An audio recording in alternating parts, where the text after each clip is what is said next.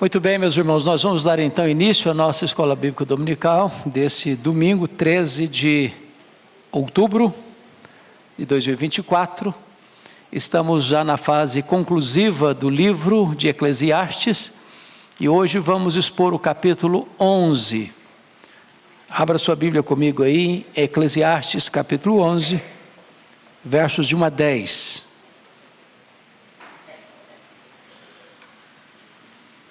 Eclesiastes capítulo 11.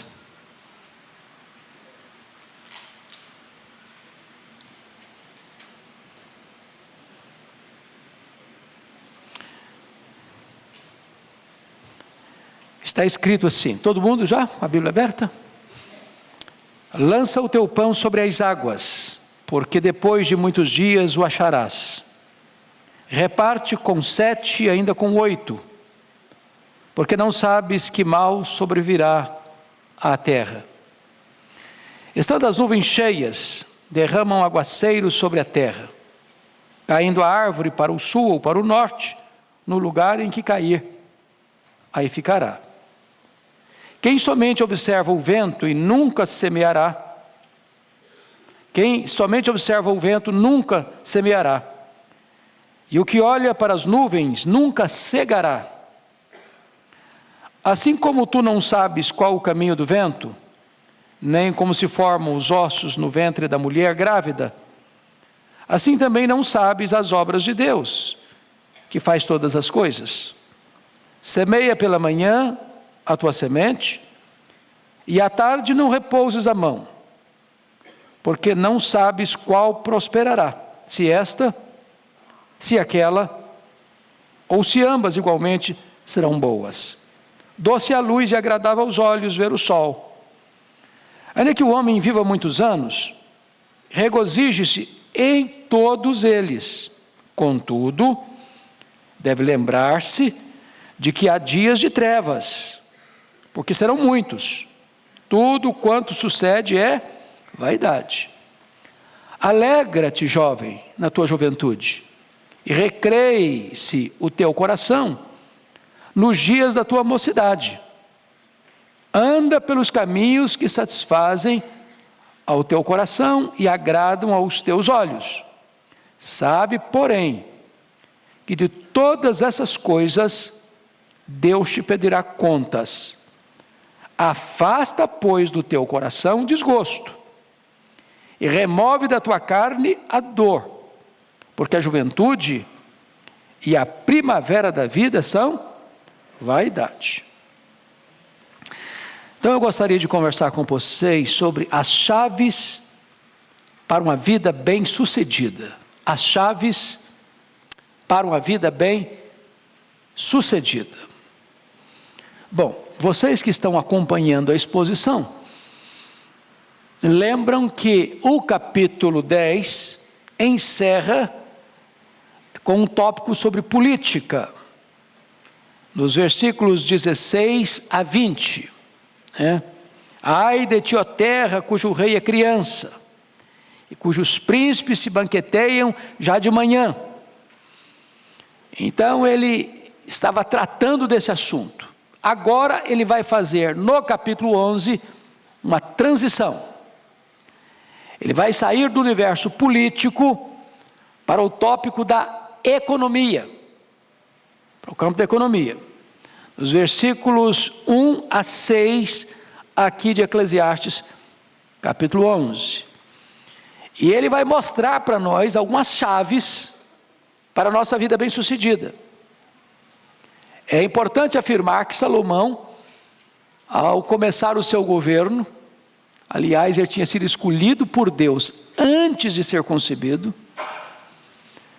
Quando ele nasce, Davi reafirma o compromisso com a mãe de Salomão, Batseba, de que ele seria o rei. Ele, de certa forma, tem essa consciência desde a infância. Aos seus, em torno de 20 anos, o seu irmão Adonias, já com a velhice de Davi, conspira num golpe de estado e se declara rei, mesmo com Davi vivo. E Davi, mesmo no leito, enfermo, consegue reverter a situação e coroar Salomão como rei. Davi, antes de morrer, dá conselhos a Salomão para lidar com homens que eram um risco para o governo dele, que Davi não conseguiu resolver no seu governo. Com Joabe, comandante do exército, com Simei, que havia amaldiçoado a ele, queria a volta da casa de Saul, com o sacerdote Abiatar. E Davi não mencionou, mas Salomão sabia disso. O outro risco era o seu próprio irmão Adonias. Então, o Joabe foi morto, o Simei foi assassinado também, e o Adonias também foi assassinado. Ele só não mandou matar o sacerdote, mas mandou ele para o exílio, depois até restaurou mais tarde. Mas Davi estava dizendo o seguinte: você precisa se livrar de qualquer risco para a estabilidade do seu governo. E Salomão começa o seu mandato, diríamos nós, pedindo para Deus. Deus chega para ele, se revela e diz: você pode pedir o que você quiser. E ele pediu o coração de discernimento, de sabedoria, para governar o povo. E Deus disse: eu agradei o seu pedido, vou lhe dar sabedoria e vou lhe dar riquezas. E ele veio a se tornar o homem mais rico e mais sábio da sua geração. Portanto, os conselhos que ele vai nos dar aqui tem a ver, já deu conselhos sobre a questão da política, agora vai dar conselhos sobre a questão da economia. E quais são esses conselhos? Quais são esses conselhos? Então, ele vai mostrar que é necessário duas coisas. Primeiro, uma fé corajosa para fazer investimento. Segundo, você vai precisar de uma alegria ultra circunstancial. Você vai se alegrar todos os dias da sua vida, mas você vai saber também que tem muitos dias de trevas. Se você vai se alegrar todos os dias da sua vida e tem muitos dias de trevas, você tem que ficar alegre até nos dias de trevas. E isso é um desafio. Há investimentos que você tem que ter fé. Você não vê, mas você investe. Você não controla, mas você investe. Você não administra, mas você investe. Ele vai mostrar para nós, nesse texto que nós vamos expor, que hoje temos, com o avanço da ciência, mais longevidade. A expectativa de vida hoje aumentou. Poderíamos dar o próprio exemplo de Davi. Quem lembra com quantos anos Davi morreu? Alguém se lembra? Quantos anos? 70 anos. O que é que a Bíblia diz de Davi? Que ele morreu muito velho. Muito velho. Com 70. 70 nós estamos assim. Ó, pensa num camarada animado. Né? Ele morreu muito velho com 70. Então nós temos hoje mais expectativa de vida, mas não temos melhor qualidade de vida. Ou seja, não basta viver mais, é preciso viver melhor. Não basta viver muito, é preciso viver bem. Então, são esses conselhos que vai passar nos dar daqui para frente. Então, eu quero dividir essa mensagem aqui em dois pontos com as suas subdivisões. Primeiro ponto é: uma vida melhor requer fé corajosa para fazer investimentos. A Bíblia tem lições até para a sua vida comercial, viu? Sua vida financeira. Então vamos lá. A vida não é uma rotina monótona, mas uma aventura de fé. E Salomão dá 6 conselhos aqui para fazer melhores investimentos. Primeiro conselho: para obter retorno é preciso ousar nos investimentos. Leia o verso primeiro comigo. Vamos juntos. Lança o teu pão sobre as águas, porque depois de muitos dias o acharás. Então para um pouquinho aqui. Do que Salomão está falando?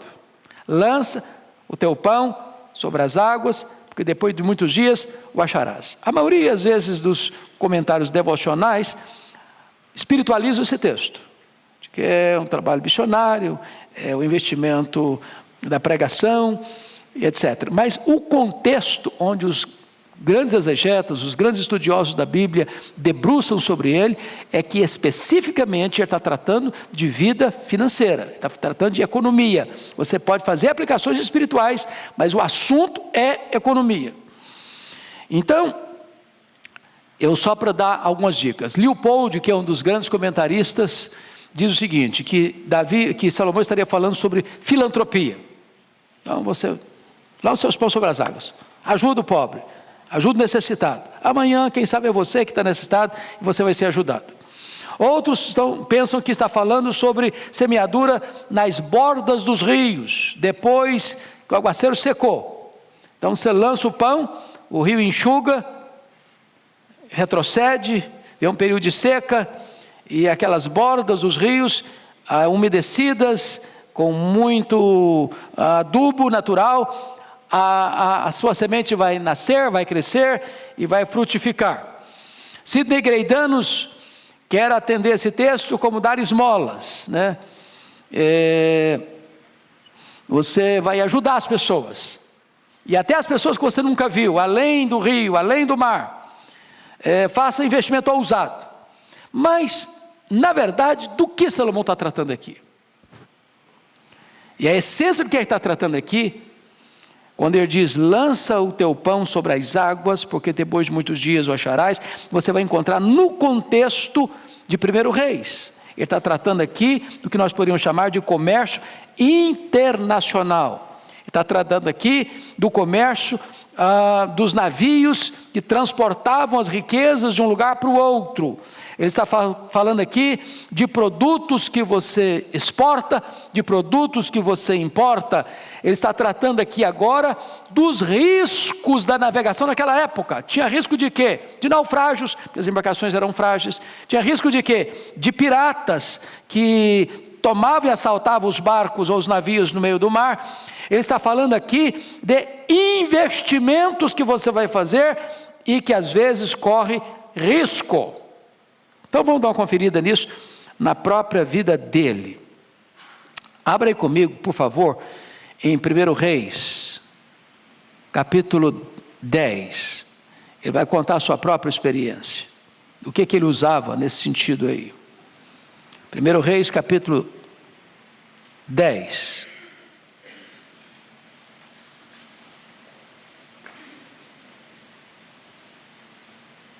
Versículos 14 e 15, veja comigo, vamos ler juntos?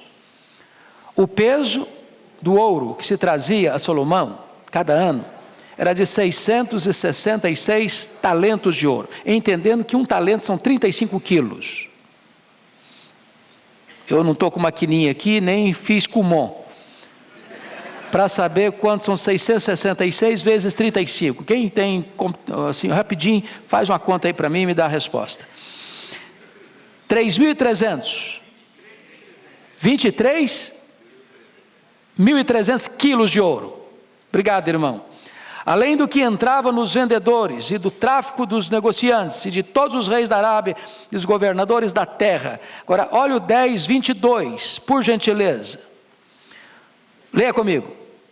Porque o rei tinha no mar uma frota de Tarsis com as naus de Irão. De 3 em 3 anos voltava a frota de Tarsis, trazendo ouro, prata, marfim, bujos e pavões. 23. Assim o rei Salomão excedeu a todos os reis do mundo, tanto em riqueza como em sabedoria. Então, ele está aqui mencionando, lança o teu ponto sobre as águas, que o investidor é alguém que tem coragem de fazer investimentos e às vezes até arriscados. Qual é a fala que ele dá para nós aqui? Primeiro, um elemento de confiança. Lança, isso é confiança. Qual é a confiança nossa básica? Retém. Tem um ditado popular que vale mais um passarinho na mão que 2 voando. Nesse caso aqui ele está dizendo, lança. Você tem que confiar. Segundo, teu elemento entrega total, lança o teu pão. Teu pão é alguma coisa básica. E você vai semear e não comer o pão. Você vai semear a semente em vez de comer a semente. A semente que prospera não é a que você come, é a que você semeia. E quando você semeia, você colhe e tem mais semente para semear. Terceiro, pressupõe expectativa. O acharás. Você não lança o teu pão sobre as águas para perdê-lo. Você não faz investimento para jogar dinheiro fora. Você faz com a intenção de receber retorno, o acharás. E você tem uma recompensa que requer paciência. Depois de muitos dias, o acharás. Nem sempre o retorno é imediato. Às vezes é a longo prazo. Mas se você olhar, as pessoas que prosperaram financeiramente na vida, foram pessoas que tomaram decisão de fazer investimentos, nem sempre controlando tudo na mão, mas confiando que esse investimento vai produzir resultados. É claro que esse texto pode ser e deve ser também aplicado à vida espiritual. Por exemplo, a obra missionária. Você e a Igreja de Pinheiros tem sido pródiga nisso. Ajuda gente que você nunca viu. Investe na plantação de igrejas que você nunca foi lá. Constrói templos que a igreja nunca foi para visitar. Envia missionários para lugares que nós nunca fomos. E isso é também lançar o teu pão sobre as águas. Porque ainda que você pessoalmente não veja os frutos, a eternidade vai revelar esses frutos. Bom, segunda coisa, para alcançar melhores resultados é preciso diversificar os empreendimentos. Está falando de economia. Então, qual é o ditado popular? Nunca bote todos os ovos numa única cesta. É necessário, qualquer pessoa que empreende, pensar nisso. Eu não posso, não devo, preciso buscar alternativa para não depender de uma renda só. Vamos só pensar uma coisa aqui. Quando eu fui para o seminário de Campinas, eu tinha uma máquina Letera 32, na máquina de datilografia. Era um sucesso. De um dia para o outro, fábrica de máquina de datilografia faliu. Ninguém comprou mais uma máquina de datilografia, a não ser para guardar como objeto de lembrança no seu escritório. Quem de nós se lembra que você ia fazer uma viagem, passava na loja e comprava 10 filmes Kodak, 12 poses, 18 poses, 36 poses, e você planejava tirar uma foto, e voltava cheio de expectativa, botava para revelar, e de repente, queimou, pronto. Meu Deus, a foto não ficou boa, a pose não estava legal. Acabou. Então é muito importante que você diversifique os seus investimentos. Vamos ler o versículo 2, por favor, leia comigo. Reparte com 7, não, quero toda a igreja comigo. Reparte com 7 e ainda com 8, porque não sabes que mal sobrevirá à terra. Então você deve distribuir seus bens em vários investimentos e não apenas num único negócio, numa única área. Não é um sábio conselho? E vocês já fazem isso? Porque tem tempo ainda de fazer, sabia? Fazer investimento em outra área que você nunca investiu. Comece uma coisa nova. Empreenda uma coisa nova. Os cursos de capacitação estão por aí.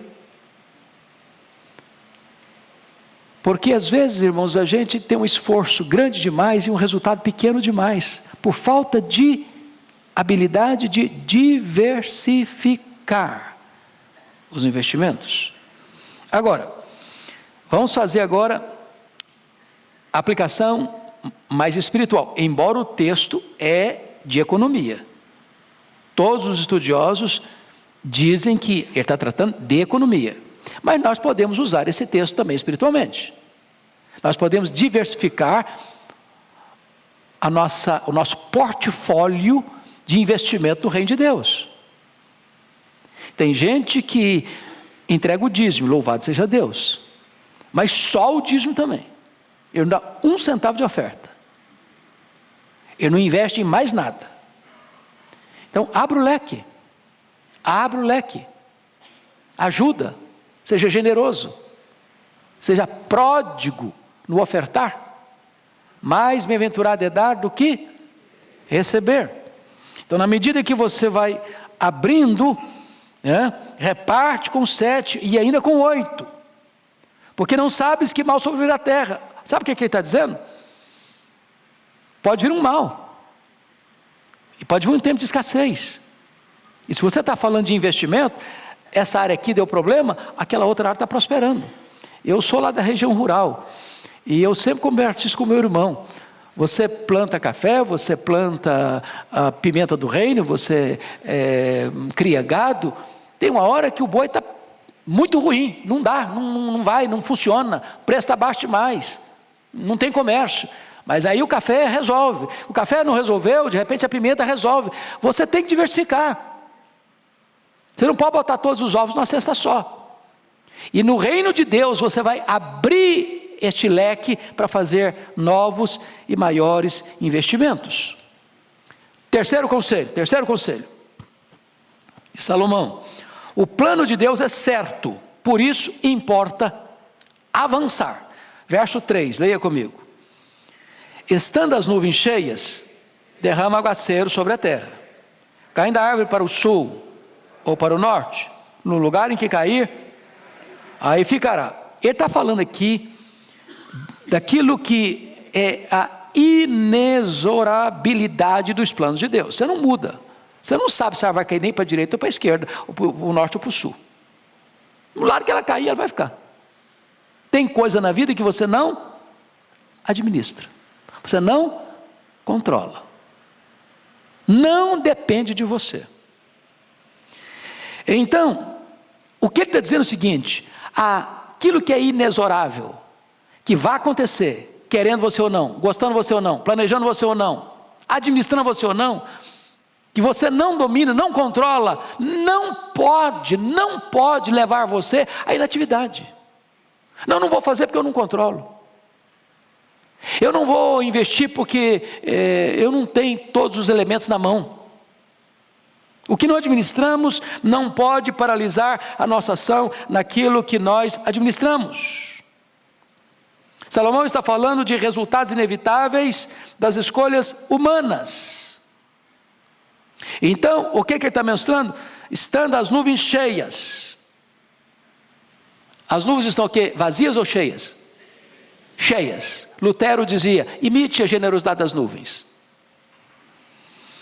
Delitzsch disse: não se pode controlar a natureza, portanto, devemos nos preparar para o pior. Para o pior. Estando as nuvens cheias, derrama aguaceiro sobre a terra. Você está pensando no furacão Milton? As nuvens estão cheias, a meteorologia descobriu que está vindo, e louvado seja Deus, chegou um pouco mais fraco do que se previa, embora tenha feito tanto estrago.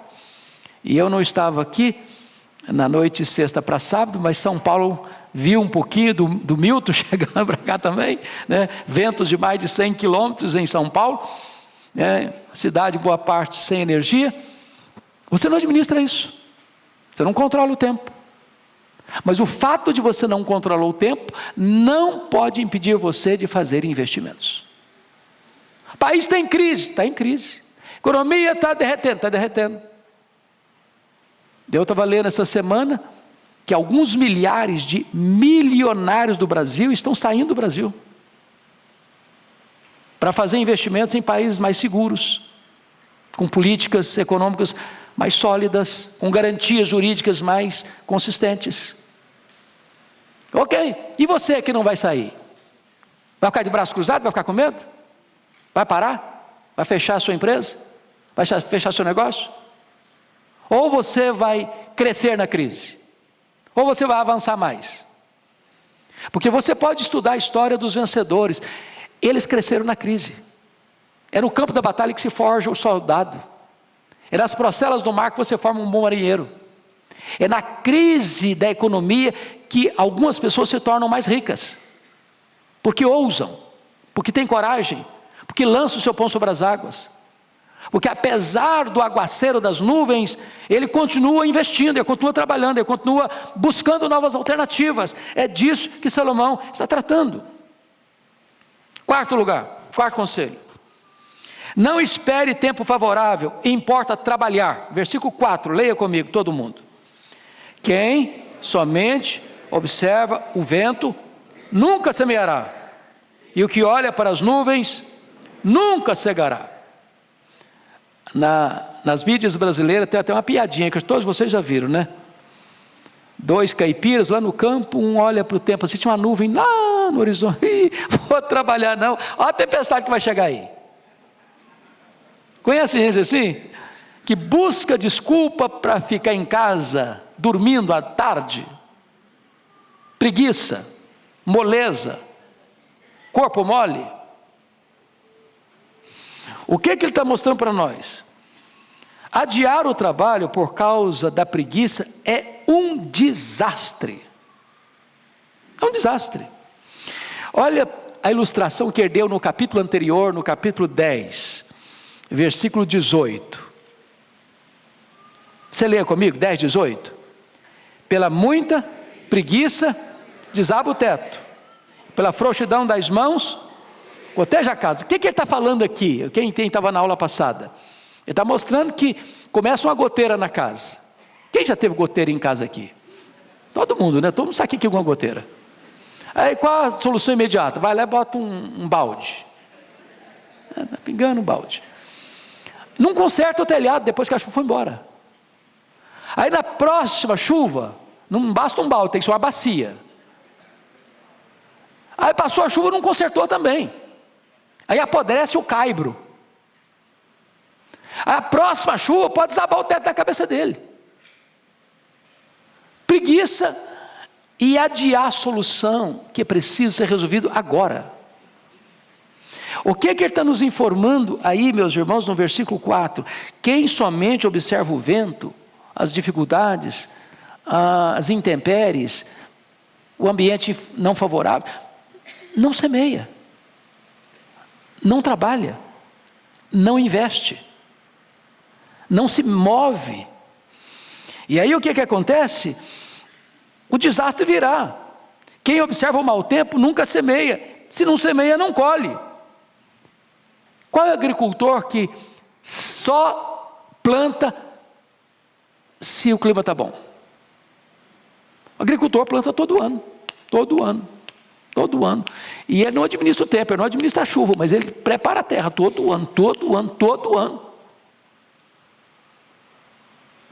Essa semana eu falei com meu irmão lá no interior do Espírito Santo, ele estava meio angustiado, desesperado, porque o ano passado a colheita foi fraquíssima, de café, fraquíssima, não produziu nem 50%, chegou o maior preço da história do café, R$1.500 uma saca de café, mas não tem café. Aí veio a chuva, florou como nunca, aí a seca de novo. E o desespero. E ele disse, se passar mais 15 dias de sol, não vamos perder a safra desse ano também, inclusive a lavoura. Eu falei, calma, você não administra o tempo. Quando estão fazendo investimento, essa semana a chuva chegou, e eles estão lá pulando de alegria. Você não administra o quê? O tempo. Mas você tem que continuar trabalhando. Está em crise mesmo. Está com problema, tem problema mesmo. Tem gente saindo mesmo. Mas você vai ficar e vai continuar trabalhando, vai continuar investindo. Se você observar o clima, você vai cruzar os braços. Quer saber? Eu não vou fazer nada mesmo. Eu vou viver do que eu já tenho. Eu vou comer o que eu já granjeei. E eu não quero nem tomar conhecimento com as futuras gerações. Pronto, acomodou, cruzou os braços.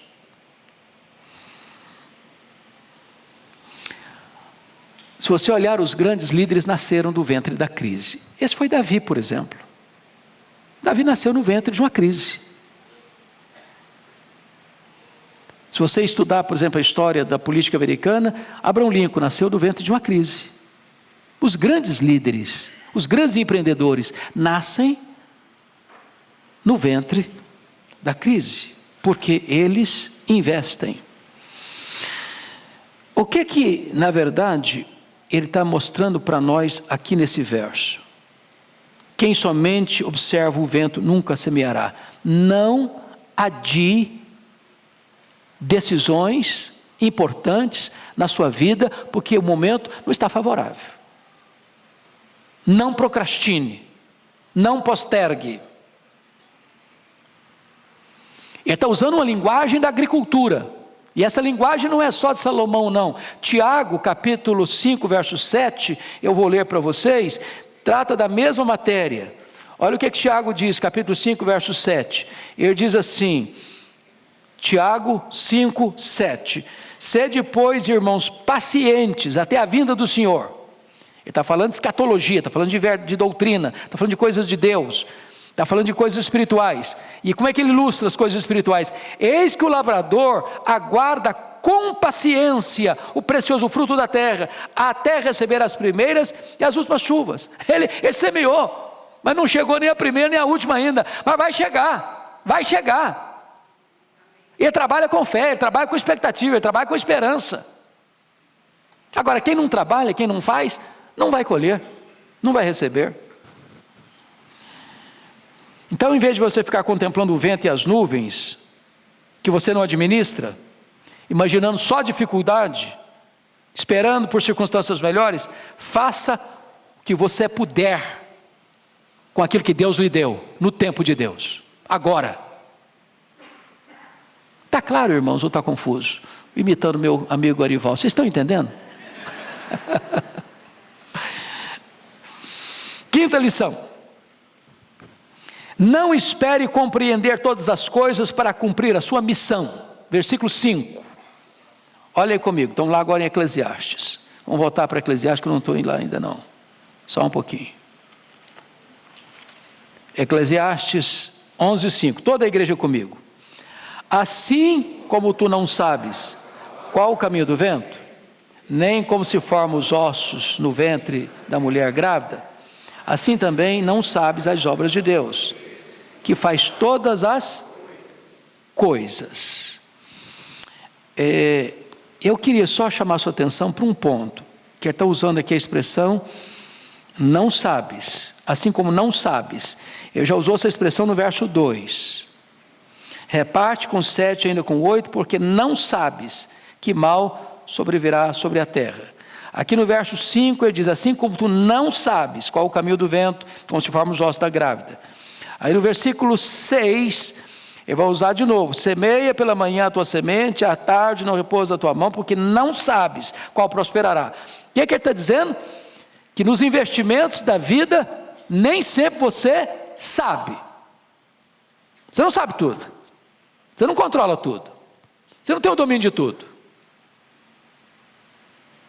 Você é dependente. Não sabes. Você não sabe o que o futuro vai reservar para você, sabe? O que vai acontecer amanhã, você sabe? Pode ser um acidente, pode ser uma crise nacional, pode ser uma guerra. Pode ser aquilo que o ex-ministro da Economia, que na minha opinião foi um dos melhores do Brasil, disse: o problema de uma guerra hoje em grande escalada é o perigo cibernético de você acordar e o dinheiro da sua conta bancária foi embora, sumiu. Você não sabe uma crise que pode vir.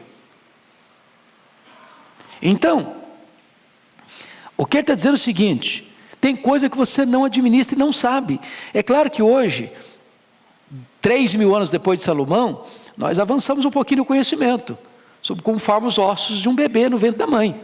Hoje aí tem médico que pode dar uma explicação para nós em detalhes como é que isso acontece. Hoje o serviço de meteorologia, pela graça de Deus, já consegue perceber que tem um furacão Milton chegando na costa da América e vai atingir o estado da Flórida. Imaginem se naquela época de Salomão não tinha isso. Então não se preparou, ninguém saiu de casa, ninguém botou escoras nas portas, a tragédia seria muito maior. Mas apesar de nós estarmos avançando em alguns conhecimentos, ainda nós não sabemos tudo, ainda nós não conhecemos tudo, ainda nós não administramos tudo, ainda nós não controlamos tudo. O que ele está dizendo? Não espere você achar que você tem que estar no controle de tudo para você agir. para você trabalhar, para você investir, para você fazer a obra, para você cuidar daquilo que precisa ser cuidado. O justo não vive pela vista, o justo vive pela fé, pela fé. Outra coisa importante, nem sempre Deus nos dá explicações. Nem sempre eu tenho explicação. É a história do nosso irmão Jó. Ele sofreu toda aquela rebordosa na vida, perdendo os bens, enterrando os filhos, ficando doente, sendo desamparado pela esposa e acusado pelos amigos. E ele pergunta, ele se queixa e ele reclama. E Deus fala com ele depois, mais tarde, não responde nenhuma das perguntas, não explica nenhuma das queixas que ele fez. Deus o restaurou, mas Deus não explicou. Nem sempre Deus explica, nem sempre. Então, a fé desabrocha no mistério da providência e não elimina isso. O John McAllister disse assim: nós só vivemos uma vez, então não podemos ter medo de viver. Não seja refém do medo. Não seja refém do medo. Você não sabe o caminho do vento, você não sabe como se forma os ossos no ventre da mulher grávida, assim não sabes as obras de Deus, que faz todas as coisas. Você não sabe. Ele faz todas as coisas. Você está na dependência total de Deus nesta vida. Então, vamos aqui à sexta lição desse ponto da economia. Trabalhe com fé e deixe os resultados com Deus. Versículo 6, leia comigo, por favor. Semeia pela manhã a tua semente, e à tarde não repouses a mão, porque não sabes qual prosperará, se esta, se aquela, se ambas igualmente serão boas. Então, mais uma vez, ele está dizendo que você precisa trabalhar de manhã e de tarde. Aproveita o dia. Não cruze os braços. Não se renda à preguiça. Não deixe a indolência dominar você.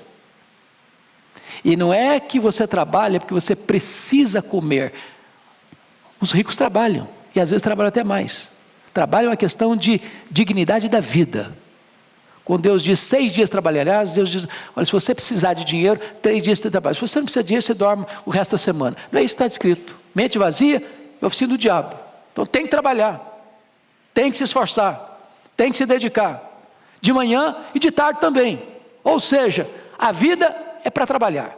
Às vezes as pessoas, eu não sei qual é o seu conceito, mas já conversou com gente que acha que a aposentadoria é parar tudo do dia para a noite, ir para uma casinha na beira de um lago, pegar uma varinha para pescar, e é só isso? Eu morreria de tédio. Eu acho que aposentar é você mudar de atividade, ou você diminuir o ritmo, você fazer aquilo que você gosta, mas não pode parar. As estatísticas já provam isso. Quem se aposenta e veste um pijama, morre logo depois. Então, enquanto você tiver fôlego de vida, você está produzindo. Vai produzir diferente, ou vai produzir em outro ramo, vai produzir em outra área, ou com outra intensidade, mas você não pode parar. Não pode parar. Semeia pela manhã a tua semente, à tarde não repousa a mão. E aí ele está dizendo o seguinte: você não administra resultados. Melhor ilustração para mim da Bíblia é a parábola do semeador. Saiu o semeador a semear. Parte da semente caiu na beira do caminho, as aves comeram. Parte da semente nasceu no meio da pedra, do pedregulho, a raiz secou. Parte da semente caiu no meio do espinheiro, ela foi sufocada.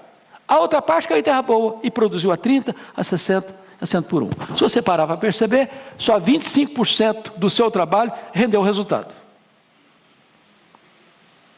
Você não administra isso.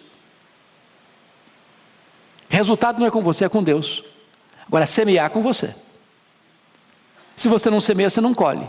Se você semeia pouco, você colhe pouco. Se você semeia muito, você colhe muito. Mas você não administra o tempo. Você não administra as intempéries. Se você perceber, tudo lutou contra essa semente. Tudo. A semente que caiu no solo, o que aconteceu com ela na beira do caminho? Quem lembra? Vieram os homens e pisaram a semente. E vieram as aves dos céus e comeram a semente. Sabe qual é a semente que o diabo come? É a semente que os homens pisam. A outra semente, quem conspirou contra ela? Os espinhos. A outra semente, quem conspirou contra ela? As pedras. Então quem está conspirando contra a semente? O diabo, os homens, as aves, as pedras, os pássaros. O elemento racional do homem, o elemento espiritual no diabo, o elemento insensível nas pedras, o elemento vivo nas aves. Tudo conspira contra a semente. Você não administra isso. Mas uma cai na terra boa. E vai produzir a 30, a 60 e a 100 por um. Tem uma aplicação espiritual maravilhosa, porque a parábola de Jesus é espiritual. Então, você prega um evangelho poderoso. E você não sabe quem vai crer e quem não vai crer. Alguns vão cair em solo tão duro como um chão de estrada, que os homens pisam. E o diabo come a semente. No outro você vai semear e vai brotar rápido, mas não tem umidade, só tem pedra. Outro vai cair, mas um coração muito concorrido, com muitas ansiedades, preocupações, com riquezas, com prazeres, e não vai prosperar. Mas a outra vai prosperar. Então, não pare de pregar, não pare de falar, não pare de semear, não pare de trabalhar. Essa é aqui a ideia. Eu fico pensando, por exemplo, semear em todo tempo, em todo lugar, em todas as circunstâncias. Nessa área da evangelização, o que aconteceu com um homem, professor de escola bíblica dominical, chamado Edward Kimball. Quem já ouviu falar em Edward Kimball? Vocês sabem para quem ele falou de Jesus? Edward Kimball. Ele falou para um adolescente. E não foi na sala de aula da escola dominical, não. Porque professor de escola dominical não deve dar aulas apenas dentro da sua sala. Ele é professor. Ele vai lá no trabalho do fulano, vai lá na casa do Beltrano, vai lá na empresa do Cicrano e aproveita um tempo para falar de Jesus. Sabe para quem ele falou? E levou a Cristo? Dwight Lima Moody.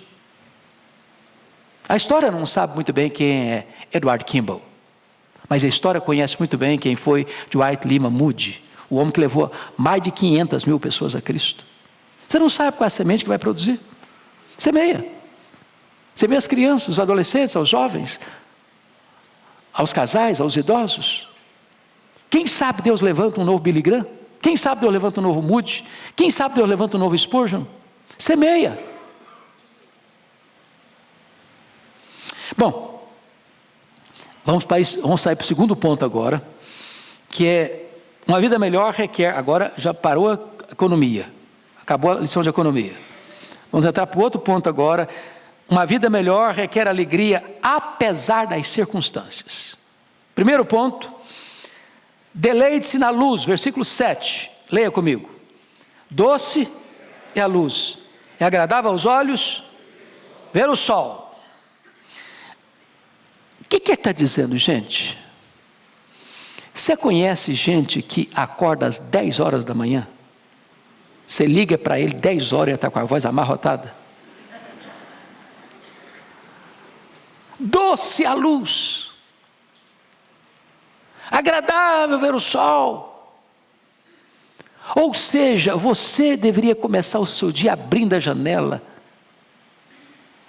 e dizer: este é o dia que o Senhor fez, alegremos-nos e regozijemos-nos nele, animado com a vida, empolgado com começar o dia. Este é o dia que o Senhor fez, tem luz, tem sol, tem trabalho, tem atividade, tem produção, tem investimento, tem coisas novas para acontecer. Começa o seu dia com alegria. Esse é o retrato que ele está querendo dizer aqui. Viva a vida superlativamente.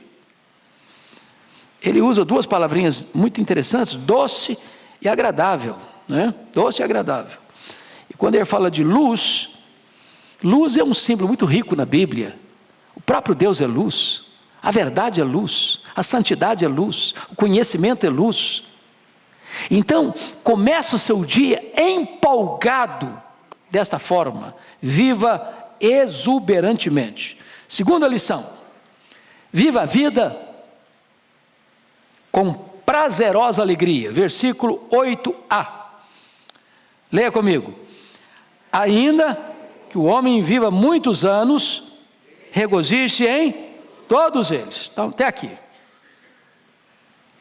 Preste atenção aqui. Ainda que o homem viva muitos anos, regozije-se em todos eles. Vamos entender o que ele está dizendo. A vida é um dom de Deus. Tem gente que tem o privilégio de viver longos anos, muitos anos. Mas você conhece gente que vive muitos anos, mas uma vida muito infeliz? Que longevidade não é a mesma coisa de qualidade de vida. Não basta viver muito, é preciso viver bem. Não basta ter longevidade, é preciso ter qualidade de vida. Então é preciso desfrutar desta alegria de viver. É preciso ter olhos para ver. Por exemplo, às vezes eu vejo quando uma pessoa está reclamando da vida, eu gosto de perguntar para ela assim, você já parou para perguntar quanto vale você ter um cérebro que está funcionando e você não está vegetando? Uma máquina, um CTI? Tem gente que está vegetando. Você já parou para perceber quanto vale você ter pernas para andar? Você poder se locomover e não estar numa maca ou numa cadeira de rodas? Você já parou para valorizar quanto vale os seus braços? Você pode trabalhar, abraçar.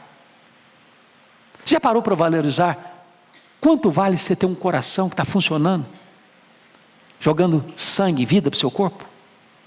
Já parou para você valorizar quanto vale você ter pulmões e não estar numa máquina de respiração mecânica? Falta de ar, precisando de oxigênio. Você já parou para valorizar quanto vale você ter seus rins funcionando e não estar numa hemodiálise? Você já parou para avaliar quanto vale você ter um estômago que processa os alimentos, gerando saúde para o seu corpo? Você já parou para valorizar quanto vale você ter uma casa para morar, quando tanta gente mora debaixo de uma ponte? Você tem uma cama quentinha para dormir, em vez de você não estar dormindo no relento? Se acordar e ter pão na sua geladeira, ter pão na sua mesa, ter a sua despensa cheia e você não está passando fome? Você já pensou nisso? Quando tem milhões de pessoas no mundo passando fome? Você já parou para agradecer a Deus o fato de você ter uma família que quando você chega no final do dia, tem alguém para abraçar você? Você já agradeceu a Deus, seus amigos? A igreja de Cristo? Você ter seu nome escrito no livro da vida? Você ter Jesus como seu Salvador? Então, viva os dias da sua vida nessa perspectiva da celebração e da gratidão. Porque senão você tem tudo isso e vive murmurando, e vive triste, e vive lamentando a vida, e vive só arrotando o amargor de um coração ingrato. Terceira lição. Apesar de você dever viver todos os dias da sua vida feliz, você precisa se preparar também para os dias trevosos. Olha o versículo 8b, leia comigo. Contudo, deve lembrar-se de que há dias de trevas, porque serão muitos. Tudo quanto sucede é o quê? Vaidade. Então, vamos entender isso aqui. Você vive todos os dias da sua vida, de que maneira? Com regozijo. Mas, para um pouquinho. Tem dias que não tem luz, não. Tem dias que tem o quê? Trevas. E são poucos dias que ele está dizendo? Não. São o quê? Muitos dias. Quem já passou dia trevoso aqui? Tem alguém que nunca passou? Dói, não dói? Hoje, gente, tem dia que se a gente pudesse pular, a gente pularia, né? É difícil. Tem hora que você não vê saída, tem hora que você se vê num beco, acuado, encurralado. Você diz, meu Deus, não sei como é que eu saio dessa, não sei como é que vai ser. De repente Deus dá uma saída, abre uma porta, abre um caminho no meio do mar. Tem dia que não tem pão, Deus joga o maná. Tem dia que Deus dá um pouquinho mais, dá até codorniz para você comer uma carninha. Mas o que Salomão está dizendo é o seguinte: você não pode ser romântico a ponto de pensar que você nunca vai ter ou enfrentar problema na vida. É só uma questão de tempo. Todos nós vamos passar por lutas, muitas lutas, difíceis lutas. Eu fiquei muito comovido mesmo, há poucos dias, com a morte do presbítero Paulo, uma pessoa muito querida aqui da nossa igreja de Pinheiros, Paulo e a Berenice. Eu fui visitar o Paulo no hospital uma semana antes do seu falecimento. E o presbítero Paulo e a dona Berenice, um casal tão amado, um casal de 70 anos, ele um líder, um homem de Deus, a Berenice uma mulher de Deus, foram para o litoral, despedir-se do neto que estava indo para a Europa. E atravessando a Ayrton Senna, depois do aeroporto de Guarulhos, um carro bateu na traseira. Óbvio, você para ver o que está acontecendo. 2 homens disseram, não, fica tranquilo, nós temos seguro, mas não era nada disso, era um sequestro. Botaram o casal no carro deles, saíram. A polícia foi acionada, porque alguém viu o fato, e foi no encalço deles, dos marginais. Fugindo da polícia, tombaram o carro, e a dona Berenice morreu na hora. O presbítero Paulo, com múltiplas fraturas nas pernas, em ambas as pernas, bravamente lutou pela vida, de julho até a semana passada. E sucumbiu à morte.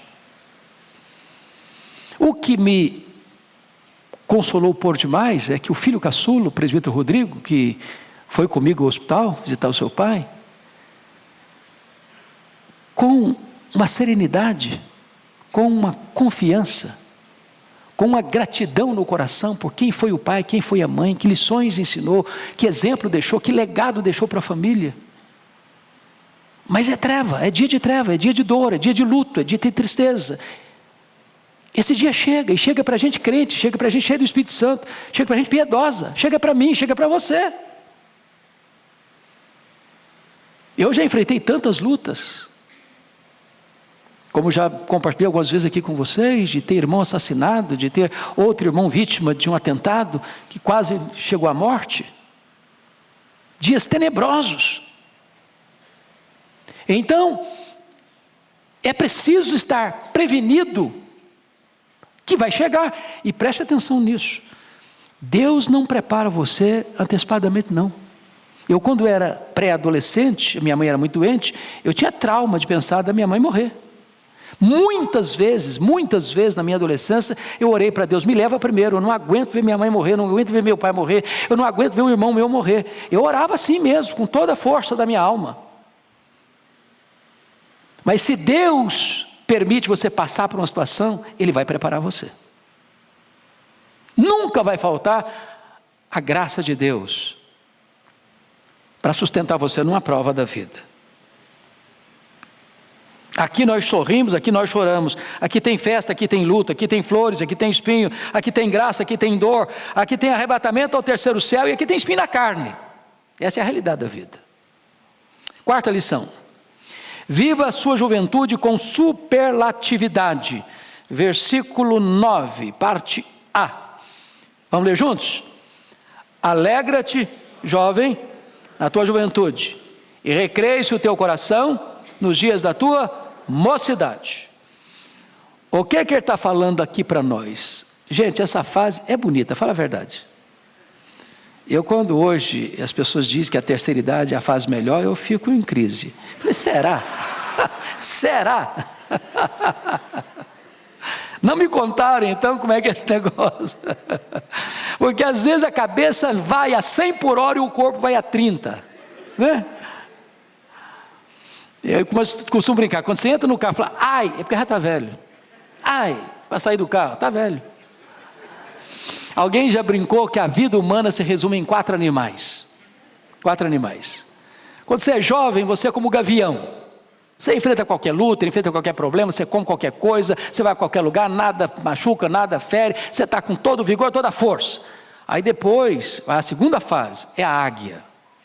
É seletivo, não vou para qualquer lugar, não como qualquer coisa, não ando com qualquer companhia, é mais seletivo. Depois a terceira fase, é a fase do condor. Condor aqui, condor ali, condor acolá. E aí vem a quarta fase, é o javali. Javali para isso, javali para muita coisa. São as fases da vida. São as fases da vida. Né? Então, enquanto você está jovem, com vigor, você aproveita a vida. Agora, aproveita com um certo grau de responsabilidade. Né? Então, você precisa de alegria, ela deve caracterizar a vida interior. Né? Alegra-te, jovem, na tua juventude, recreia o teu coração. Vida interior, não é alegria pecaminosa, mundana, é alegria bonita. O que diz lá o Salmo? Guardo no coração a tua palavra, para não pecar contra ti. Guarda a melhor coisa, a palavra, guarda no melhor lugar o coração, guarda com o melhor propósito, não pecar contra Deus. Quinta lição: desfrute sua juventude com alegria santa. Versículo 9b, leia comigo. Anda pelos caminhos que satisfazem o teu coração e agrada os teus olhos, sabe, porém, que de todas essas coisas Deus te pedirá conta. Então, não é que jovem tem que curtir a vida no mundão aí não. Porque tem gente que acha que juventude passa e o cara tem que curtir agora, curtir todas. Isso é errado, isso é pecado. Até porque se o mundo tivesse dando mesmo felicidade, o mundo estava uma maravilha. Os prazeres do mundo são falsos, o pecado é um embuste. O diabo é um farsário, ele promete e não entrega. O pecado vai levar você mais longe do que você gostaria de ir, vai reter você mais tempo que você gostaria de ficar, e vai lhe custar um preço mais caro que você gostaria de pagar. Então as alegrias do jovem é na presença de Deus, é na casa de Deus, é aqui que tem plenitude de alegria. Sexta lição: saiba que você prestará contas a Deus. Versículo 9, versículo C. Sabe, porém, que de todas essas coisas Deus te pedirá contas. Das suas palavras, das suas ações, das suas omissões e até dos seus desejos secretos. É por isso que Paulo diz para Timóteo: fuja das paixões da mocidade. E quando ele está falando de paixão da mocidade, ele está especificamente levando para o lado do campo sexual. Tem coisas que você enfrenta, tem coisas que você foge. O diabo você enfrenta. Sujeitai-vos a Deus, resistiu o diabo, e ele fugirá de vós. Pecado da carne, tentação sexual, não tem ninguém forte. Só vence fugindo, só vence correndo, só vence fazendo o que Daniel, o que José do Egito fez: larga a capa na mão da mulher e vaza, porque do contrário não consegue. Sétima lição: remova da sua vida tudo que lhe traz sofrimento. Versículo 10, parte A, leia comigo. Afasta, pois, do teu coração o desgosto e remove da tua carne a dor. Então tem coisa que você sabe que vai ser problema. Hoje pensa comigo aqui. Quem é que hoje não sabe que fumar um baseado de maconha vai ter problema? Quem hoje não sabe que cheirar um papelote de cocaína não vai dar problema? Quem hoje não sabe que fumar uma pedra de crack vai dar problema?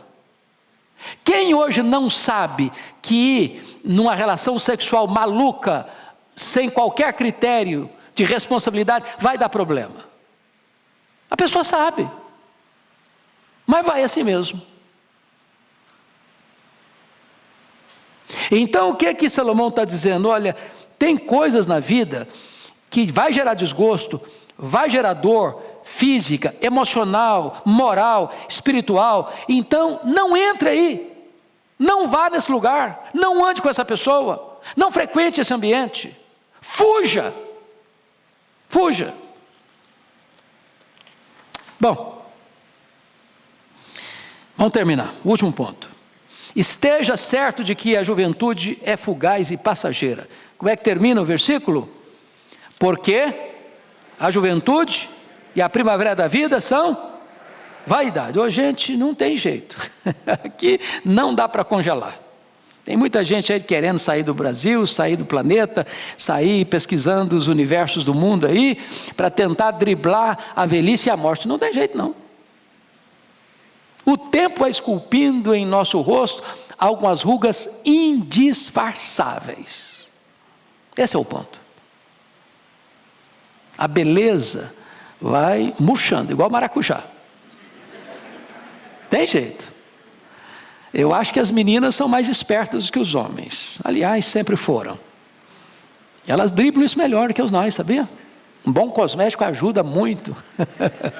A corda é um caos. Bota um bom cosmético, vira um cosmos. Mas chega uma hora que ainda que o afamado cirurgião plástico Pitangui ressuscitasse dos mortos, não tem mais jeito.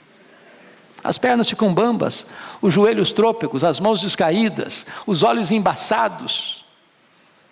E os entendidos dizem que cada fio de cabelo branco que brota na sua cabeça é a morte chamando você para um duelo. Deve ter um exército acampado ao meu redor já. Tem jeito não. Juventude passa. Se você pôr a sua confiança, sua autoestima na beleza que você vê no espelho quando você é jovem, você vai ficar frustrado. Porque chega uma hora que até você está convencido que você não está com essa cocada preta toda. E, gente, sou eu mesmo.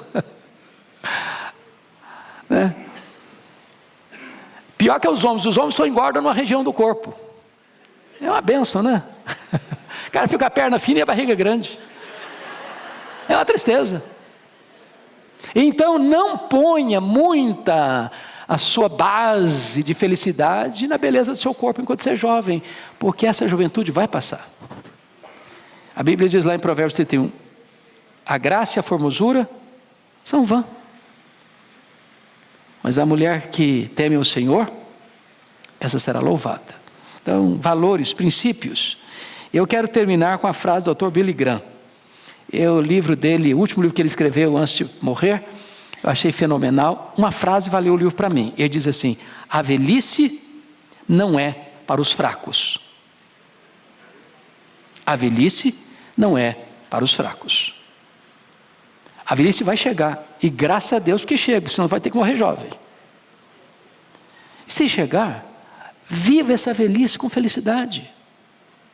Curta a velhice, desfruta a velhice, sem murmuração, sem azedume. Envelheça com doçura. Seja uma pessoa amável. Ajude a nova geração com a sua sabedoria, com a sua experiência. Ensine a futura geração as verdades de Deus, para essa geração pôr sua confiança em Deus, como está lá no Salmo 78. Para que todas as fases da vida possam ser vividas com superlatividade e gratidão. Vamos ficar em pé e vamos dar graças a Deus.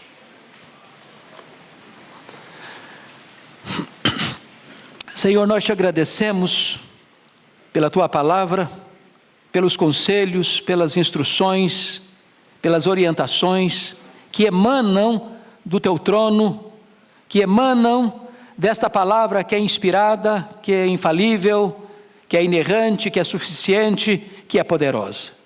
Ajuda-nos a não sermos apenas ouvintes da tua palavra, mas praticantes dela, em nome de Jesus. Amém. Deus abençoe, e eu vou dar uma subidinha para ter um tempo de folga para o culto das 11.